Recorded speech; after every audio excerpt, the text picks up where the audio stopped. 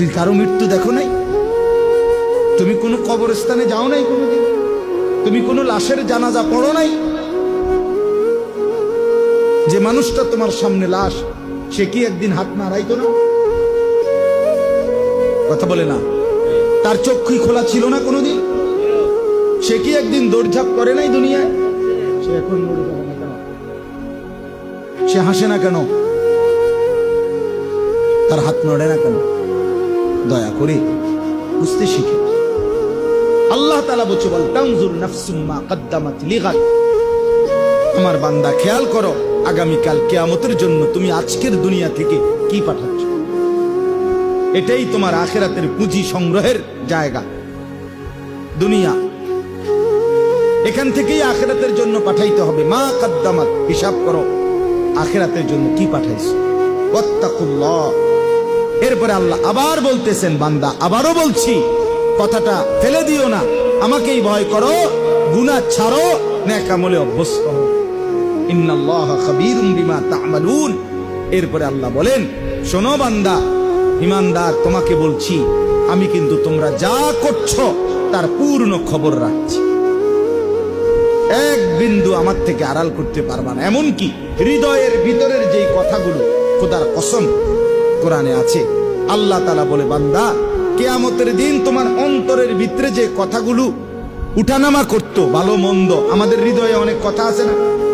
আমরা বলি না যে বেটা মনে আরো অনেক দুঃখ আছে, বা আমার আরো মনে অনেক কথা আছে। এই অন্তরের কথাগুলো পর্যন্ত আল্লাহ বলেন আমি খবর রাখি।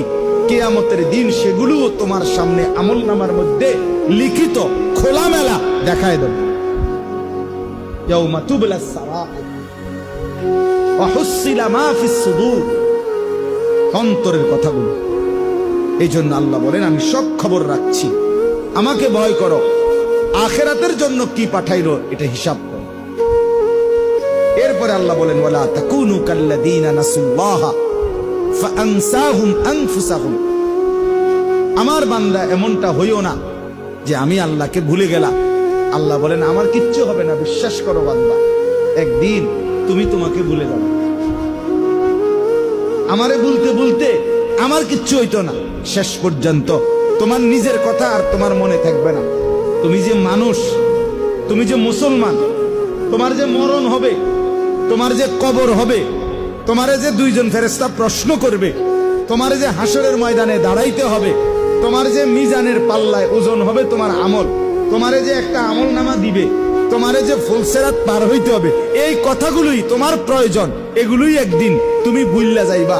শুধু দুনিয়া দুনিয়া, ব্যস্ততায় ব্যস্ততায় একদিন দেখবা সব কিছু জায়গা ত্রাইকা, দোকান দোকানের জায়গায়, বিল্ডিং বিল্ডিং এর জায়গায়, গাড়ি গাড়ির জায়গায়, সব তোমার জায়গায় যেটা যেখানে ছিল ওইখানে রাইখা দুনিয়া তোমারে লাথি দিয়া কবরে ফেলায়। যা যাবে, যা হারামি। তুই জানোস না আমি তোর বাপ দাদা 14 গোষ্ঠী কাউরে থাকতে দেই নাই, তুই এরকম শুরু করলি কেন? হ্যাঁ, তুই যে মনে হয় দুনিয়া সব খাইয়ে লাইবি লাগে। কিতা ঘটনা কিতা? তুই কারো মৃত্যু দেখো নাই? তুমি কোনো কবরস্থানে যাও নাই কোনোদিন? তুমি কোনো লাশের জানাজা পড়ো নাই? যে মানুষটা তোমার সামনে লাশ, সে কি একদিন হাত নাড়াইতো না?